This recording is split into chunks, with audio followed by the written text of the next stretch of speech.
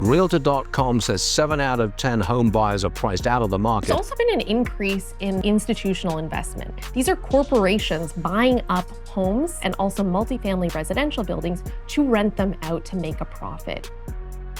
So if 7 out of 10 people trying to buy a home can't, what chances do you have? More importantly, if corporations are buying homes, does that mean regular people are now competing with billion-dollar balance sheets just to have a place to live? Before we can answer these questions, we need to go back to the time when you could actually own a home.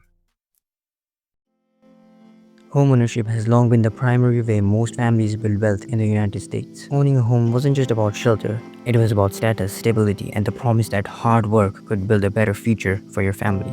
After World War II, this dream became attainable for millions of Americans. Returning soldiers could use GI Bill benefits to afford mortgages, and suburbs expanded rapidly. With houses and yards symbolizing progress and prosperity, families quickly realized that their homes weren't just places to live, they were investments that grew in value over time. A house in 1950 wasn't just walls and a roof, it was proof that you'd made it. Politicians sold it as patriotism, ads plastered it as success, and families drilled into their kids, work hard, save, and the key is yours. But the very promise that built generations of wealth is starting to crumble. To see how and why, we need to dig into the forces quietly reshaping today's housing market.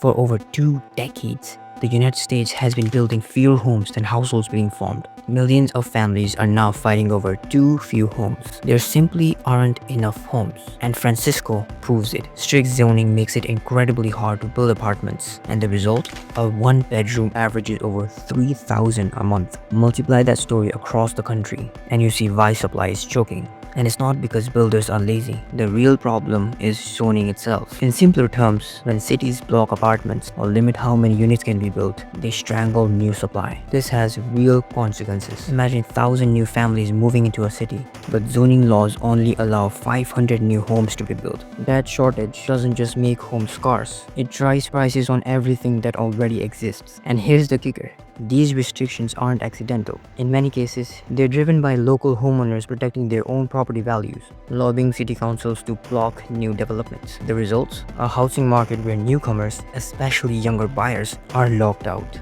So when people say, just work harder and save more, they're ignoring the structural reality. Even if you had the money, the homes simply aren't there. But supply alone isn't the full story, because even when houses are available, another powerful force has entered the market, one that regular buyers can't compete with. In Atlanta, Charlotte, Phoenix, 1 out of every 4 homes isn't going to a family, it's going to Wall Street-backed firms. Even when homes do hit the market, ordinary buyers often lose the fight. The winners? Giant corporations. Over the last decades, this trend has only grown. In hot markets, investors don't just buy a house or two, they buy entire blocks at once. These companies don't need 30-year mortgages, they have billions, pay cash, and don't wait around. Algorithms spot undervalued homes, agents snap them up in seconds, and the houses are either flipped into rentals or turned into short-term Airbnb gold mines. The effect? Fewer homes for sale, higher prices for the left ones, and rents climbing across the board.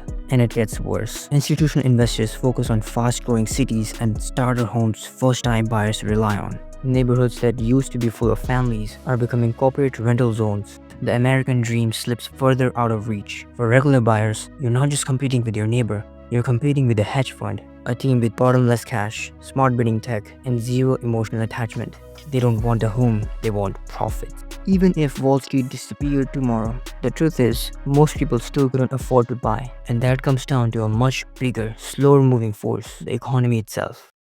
For decades, home prices have grown far faster than household incomes. It's like making $60,000 and trying to buy a $360,000 home. Except now, that same home costs $720,000. This mismatch makes it nearly impossible for ordinary families to save enough for a down payment. Every year, wages inch up slow, but home prices keep sprinting ahead, leaving more people stuck renting and watching the dream of owning a home slip further away. The S&P CoreLogic Case-Shiller Index shows home values climbing relentlessly, while US Census Bureau data reveals that median incomes simply haven't kept pace. In other words, no matter how hard people work, wages aren't buying what they used to. And this gap is made worse by inflation. Everyday costs like food, rent, and healthcare eat away at savings, leaving little left for a down payment. Then there is the Federal Reserve. Every time the Fed raises interest rates to control inflation, mortgage rates spike. That means even if home prices hold steady, the monthly cost of owning a home shoots up. A $300,000 home that might have been affordable at a 3% mortgage suddenly becomes out of reach at 7%. Put all of this together and the math just doesn't add up for buyers. And that raises the question, if wages can't catch housing and interest rates keep rising, what happens to an entire generation locked out of ownership? In 2022, the median net worth of homeowners was about $396,200. For renters, just $10,400. That's nearly a 40-to-1 difference, and the gap is only getting wider over time. Why? When you own a home, every mortgage payment builds equity over decades. That equity compounds into wealth that can be tapped for retirement, education, or passed down to children. Renters, on the other hand, watch their money vanish into someone else's pockets every month. This has massive social consequences. A generation locked out of home ownership means a generation with little wealth to pass on. That weakens intergenerational mobility, the very foundation of the so-called American dream. And it's not just about inheritance. Wealth from housing helps families weather financial shocks, start businesses, and invest in education. Without it, renters are more vulnerable to downturns, more reliant on debt, and more likely to struggle for decades. The question becomes, if housing is the main engine of wealth in America, and millions are locked out, what happens to the dream of upward mobility itself? So, is there any hope?